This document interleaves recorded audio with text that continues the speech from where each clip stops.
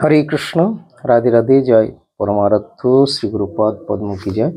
সুপ্রিয় ভক্তবৃন্দ, দর্শক বন্ধু, আপনারা দর্শন করছেন মতুময় বনমালীজি রয়েছেন উপরে, এবং এখানে প্রেমময়ী রাধারানী।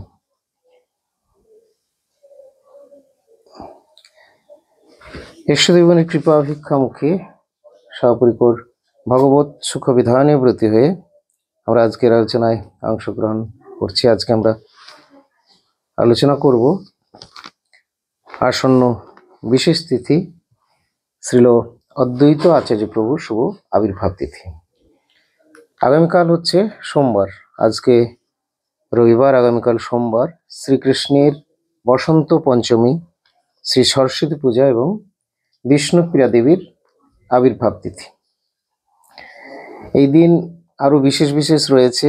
শ্রীল পুণ্ডরিক বিদ্যানিধি শ্রী শ্রী রঘুনাথ দাস গোস্বামী প্রভু, শ্রীল রঘুনন্দন ঠাকুরের আবির্ভাব এবং শ্রী শ্রীল বিশ্বনাথ চক্রবর্তী ঠাকুরের তিরোভাব। তো এই বিশেষ দিনগুলি অবশ্যই আমাদের একই সাথে সব পালিত হচ্ছে। সেটি হচ্ছে আগামীকাল সোমবার সরস্বতী পূজার দিন। এই দিনই বিষ্ণুপ্রিয়া দেবীর আবির্ভাব এবং আবার এতগুলি আবির্ভাব তিরোভাব তিথি রয়েছে। সুতরাং আগামীকাল মঠে বিশেষভাবেই প্রভুর সেবা, পূজা, ভোগরাগ ইত্যাদি অনুষ্ঠান হয়ে থাকে সকল মঠেই। আমাদেরও সব মঠে, বিশেষ করে রায়পুর শ্রী গৌরাঙ্গ মঠে এখন তো পরমারাধ্য শ্রী গুরুপাদ পদ্ম রয়েছেন, তাই ভক্তদের সমাগম তো চলছেই প্রতিদিনই। আর সেই সাথে গুরুপাদ পদ্মেরও ব্যস্ততা রয়েছে, কেননা সামনেই আসছে নিত্যানন্দ ত্রয়োদশী এবং তারপরে চিনপাই শ্রী ভাগবত আশ্রমের ব্যাস পূজা মহামহোৎসব। এটি হলো বাৎসরিক উৎসব, তাই এখন অনেক চাপের মধ্যে বা সেবা কার্যে বিশেষ দায়িত্বে রয়েছেন পরমারাধ্য শ্রী গুরুপাদ পদ্ম। নিত্যানন্দ ত্রয়োদশী থেকেই শুরু হয়ে যায় চিনপাই শ্রী ভাগবত আশ্রমের মহামহোৎসব। শুরু হয়ে যায় বলতে, যদিও ব্যাস পূজা উৎসবটি একদিনের, তার আগের দিন হচ্ছে অধিবাস, তো এমনিতেও একদিন বা দুদিনের হলেও যেহেতু ভক্তবৃন্দরা সকলেই গুরুপাদ পদ্ম রয়েছেন, সুতরাং তার আগে থেকে এসে উপস্থিত হন। নিত্যানন্দ ত্রয়োদশী থেকেই প্রায় একরকম চলতে থাকে, তবে দিনে দিনে ভক্তদের আবার উপস্থিতি বাড়ে এবং শেষে ব্যাস পূজা অধিবাস। ব্যাস পূজার দিনটি এবারে পড়েছে 4 ফাল্গুন 17 ফেব্রুয়ারি। তার পূর্ব দিনে হবে অধিবাস বাসর এবং পরের দিনে এই মহোৎসব। প্রভুপাদের পুষ্পাঞ্জলি দিয়ে ভক্তবৃন্দ তারপরে প্রসাদাদি গ্রহণ করেন ব্যাস পূজার দিনে। কালকে সরস্বতী পূজা, অনেকেই আছেন যে সরস্বতী পূজা অর্চন করে তারপরে তারা প্রসাদাদি গ্রহণ করেন, অর্থাৎ তার পূর্বে উপবাস থাকেন। তো এটা তো করতেই পারেন, কালকে বিশেষ বিশেষ আবির্ভাব তিরোভাব তিথিগুলো আছে। আর এমনিতে শুধু সরস্বতী পূজার দিন নয়, ভক্তবৃন্দ তারা তো প্রতিদিনই আগে ইষ্ট পূজা করেন, ইষ্টদেবের পূজা অর্চন করেই তবে তারা ভোগ প্রসাদাদি গ্রহণ করে থাকেন। এমন নেই যে সকালে উঠেই তার আগে খেয়ে নিচ্ছেন তারপরে। তো এটা তাদের তো প্রাত্যহিক পূজা রয়েছে। আর আমরা পরমেশ্বর পরমেশ্বরী রাধাকৃষ্ণের সেবাতে যারা রয়েছি, মহাপ্রভুর আচরিত প্রচারিত ধর্ম শিক্ষা অনুসারী, তাদের কাছে সর্বশ্রেষ্ঠ সেবাই হচ্ছে রাধা কৃষ্ণের, রাধা গোবিন্দের, রাধা বনমালীর সেবা, গৌরবানুগত্যে। সুতরাং যখন আমরা সেই বিশেষ সেবায় নিয়োজিত হব, তখন আর আমাদেরকে পৃথকভাবে অন্য সেবার এক একটা করে এই ধরনের আবশ্যকতা থাকে না। কথা প্রসঙ্গে আমার মনে পড়ে যায়, তাই আমি বলছি যে আজকেও কিছুক্ষণ আগেই প্রশ্ন করেছিলেন বা কোনো ভক্ত জানতে চেয়েছিলেন যে মহারাজ, আপনাদের যে স্নানযাত্রায় কুম্ভে যাওয়ার কথা হয়েছিল বা জানিয়েছিলেন, তা যাচ্ছেন কি? তো আমি বললাম, দেখুন, আমরা অলরেডি সেটা জানিয়েছিলাম যে যেহেতু এবার একটু অন্যরকম ঘটনা বা সংবাদ আপনারা প্রাপ্ত হয়েছেন এবং অনেক বড় এটা মানে কুম্ভ মেলা, যেহেতু এটা মহাকুম্ভ, তাই অনেক অনেক ভক্তের সমাগম, কোটি কোটি ভক্ত মানুষজন আসছেন, শ্রদ্ধালু সকলেই যোগদান করছেন, সাধু সন্ত ছোট বড় সবাই। তো তার জন্যে কোটি কোটি লোকের সমাগম। এই মতো অবস্থায় তো একটা কিছু, যাই হোক, অল্প স্বল্প ঘটনা ঘটতেই পারে। আপনারাও সেই দুর্ঘটনার সংবাদ পেয়েছেন। অত বড় লোক সমাগমের পক্ষে হয়তো এটা সামান্যই ধরা যায়, তবুও যেহেতু কিছু তাদের এরকম ঘটনা ঘটেছে বা অনেকেরই হয়তো প্রাণ হারিয়েছেন, অনেকে গিয়েছেন, অবশ্যই ঘটনাটা দুঃখপূর্ণ। অপরদিকে ভগবানের কথা আমাদেরকে স্বীকার তো করতেই হবে যে তার ইচ্ছাতেই সবটি হয়। তবে হ্যাঁ, তার সাথে এটাও তাদের আত্মীয় স্বজন, পরিবার পরিজন, তাদেরও এটাই ভাবতে হবে যে মৃত্যু তো প্রত্যেকের একদিন হবেই, কোথাও না কোথাও, কোনো না কোনো ভাবে। তো যাদের ধামে তীর্থে ভগবানের বিশেষ দিনে তিথিতে দেহান্ত হয়ে থাকে, তুলনামূলকভাবে অন্যান্য মৃত্যু অপেক্ষাও সেটাকে শ্রেষ্ঠ বা বিশেষভাবেই ধরা হয়।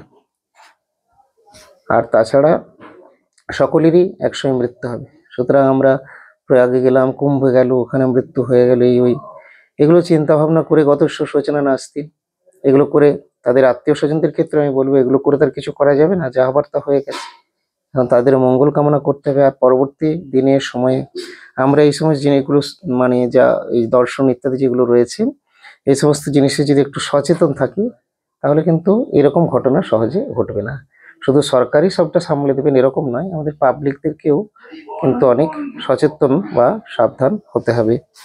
তো আসুন, আগামীকাল হচ্ছে শ্রী বিষ্ণুপ্রিয়া দেবীর শুভ আবির্ভাব তিথি, বসন্ত পঞ্চমী, সরস্বতী পূজা এবং এত বিশেষ জনদের আবির্ভাব তিরোভাবের কথা আমরা বললাম, সেটি আমরা অবশ্যই পালন করব। আমাদের পালন বলতে যারা নিত্য সেবায় নিয়োজিত রয়েছেন তাদের পৃথকভাবে অন্য অন্য কোনো বিশেষ সেবা তাদের করতে হয় না। তাদের নিত্য যে প্রভু বা ইষ্টদেব রয়েছেন, গুরু গৌরাঙ্গ রাধা গোবিন্দ বনমালীজি, তাকে শৃঙ্গার করলে সাজালে সব হয়ে যায়। আমাদের পৃথকভাবে আলাদা করে সরস্বতী বিগ্রহ নির্মাণ বা প্রতিষ্ঠা করে পুজো অর্চন করার দরকার নেই। এই যে আমাদের ইনি হচ্ছেন মহা সরস্বতী। সর্ব অবতারের অবতারই যেমন কৃষ্ণ গোবিন্দ, সেই রকম প্রেমময়ী রাধারানী হচ্ছেন তাদের সমস্তের মূল অংশিনী। তাই এই রাধারানী আমাদের মহা সরস্বতী। আর তারই মধ্যে ভগবান শ্রীকৃষ্ণের বিশ্বরূপের মধ্যে যেমন আমরা সকলকেই পেয়ে যাই, সেই রকম তিনিও হচ্ছেন পরমেশ্বরী প্রেমময়ী রাধারানী। সুতরাং তৎপাদ পদ্মে যদি আমাদের নিষ্ঠা, প্রীতি, ভক্তি উদিত হয়, রাধা বনমালীর সেবায় যদি আমরা নিয়োজিত হই, আমাদের জীবন হয়ে যাবে ধন্য। এই যে কুম্ভ মেলা সম্বন্ধে আমরা আগেও বলেছিলাম, বা ভক্তরা এখন হয়তো চাচ্ছেন, বা আমরা হয়তো ঠিক করেছি যে ভিড় আরো কমে গেলে শেষের দিকে আমরা দেখব। তবে এখনো পরিস্থিতি সম্বন্ধে আমরা দৃষ্টি রেখেছি, আরো স্বাভাবিক হলে শেষের দিকে দেখব। যদিও আমার নিজস্ব অতখানি ব্যাপার এটা নয়।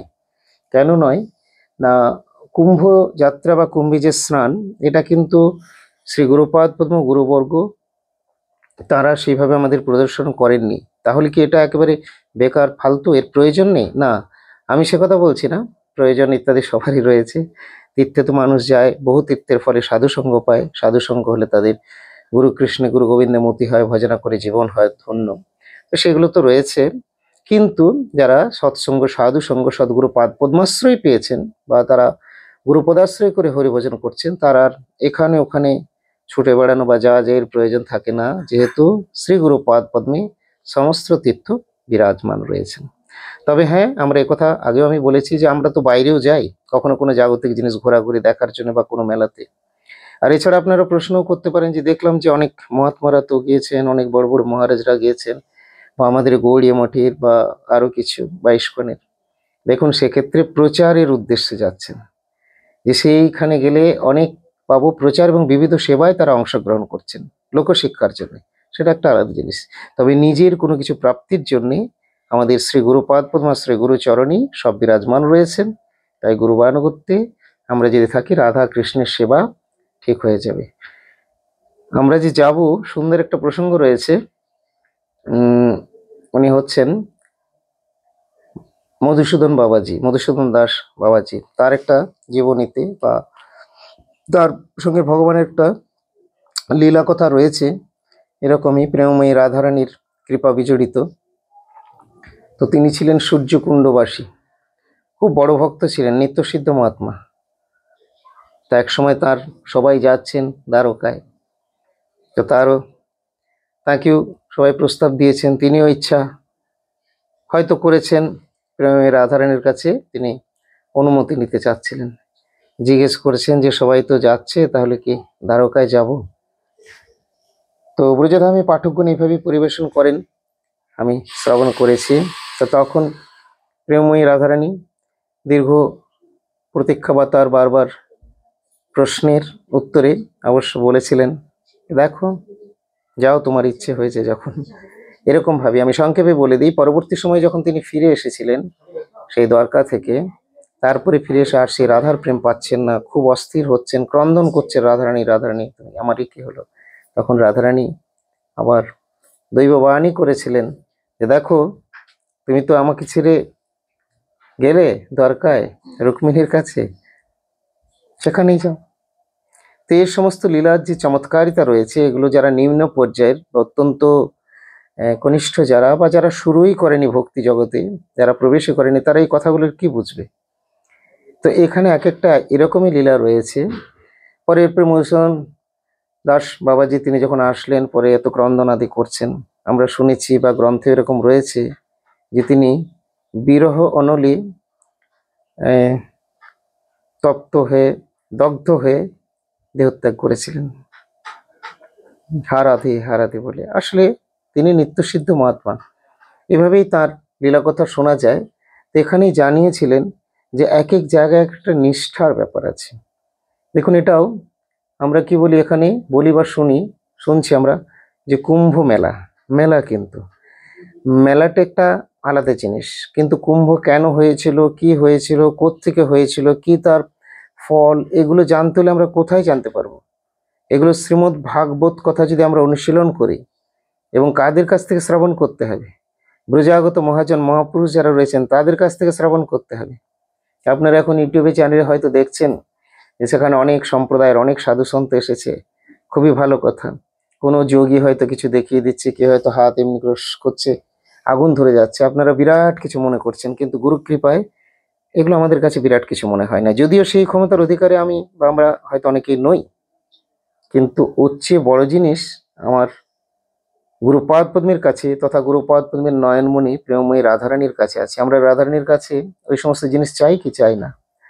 যোগীরা অনেক কিছু সিদ্ধাই নিতে পারে, যোগ সাধনার ফল আছে। আমি কিছুদিন আগে ইউটিউবে একটা আপনাদের জানিয়েছিলাম, পোস্ট করেছিলাম, এক এই নাগা বাবা, এখন তিনি বলছেন কোনো একটা অবস্থার পরিপ্রেক্ষিতে ক্রুদ্ধ হয়ে তিনি বলছেন, একটু অপ্রসন্ন রয়েছেন, হ্যাঁ, সরকারের প্রতি হোক বা যার প্রতি, এইভাবে বলছেন।